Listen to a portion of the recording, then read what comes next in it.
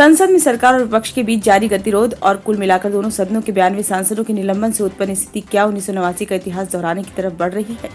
क्या तब राजीव गांधी की 400 से ज्यादा सांसदों की प्रचंड बहुमत की सरकार को बोफोर्स मुद्दे पर घेरते हुए तत्कालीन विपक्ष जिसमें भाजपा भी शामिल थी, उसके सांसदों ने लोकसभा ने जिस तरह सामूहिक इस्तीफा दिया था, मौजूदा विपक्ष मोदी सरकार को घेरने के लिए ऐसा कोई कदम उठा सकता है? ये सोच इंडिया गठबंधन के कुछ नेताओं के मन में चल रही है।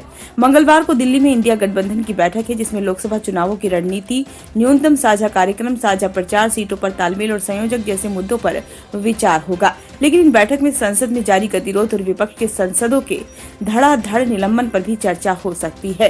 दरअसल 3 विधानसभा चुनावों में भाजपा की जबरदस्त जीत से विपक्ष को झटका लगा था। संसद में सुरक्षा में सेंध के मुद्दे को लेकर उसमें फिर न सिर्फ आक्रामकता आई है, बल्कि कुछ दिनों पहले अलग अलग सुरों में बोल रहे गठबंधन के नेताओं के बीच अब एकजुटता भी बढ़ गई है। इसलिए इंडिया गठबंधन के नेता सीटों के तालमेल आदि के मुद्दों के साथ साथ सांसदों के निलंबन के विरोध में भी कोई बड़ा कदम उठाने पर विचार कर रहे हैं। जनता दल के महासचिव और मुख्य राष्ट्रीय प्रवक्ता केसी त्यागी कहते हैं कि अगर सहमति बनी तो लोकसभा से सामूहिक इस्तीफा जैसा कदम भी उठाया जा सकता है।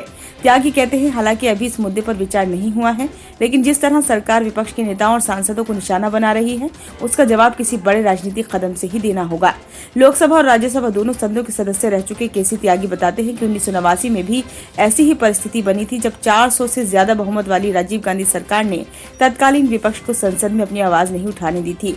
तब पूरे विपक्ष ने लोकसभा से सामूहिक इस्तीफा दिया था और अब उसके बाद 1989 के लोकसभा चुनाव में कांग्रेस हारी और विश्वनाथ प्रताप सिंह की जनता दल के नेतृत्व में राष्ट्रीय मोर्चे की गठबंधन सरकार बनी थी, जिसे बाहर से वाम मोर्चे और भाजपा दोनों का समर्थन प्राप्त था। त्यागी कहते हैं कि जब संसद में विपक्ष की आवाज नहीं सुनी जाती है, तब उसे सीधे जनता के बीच जाना चाहिए।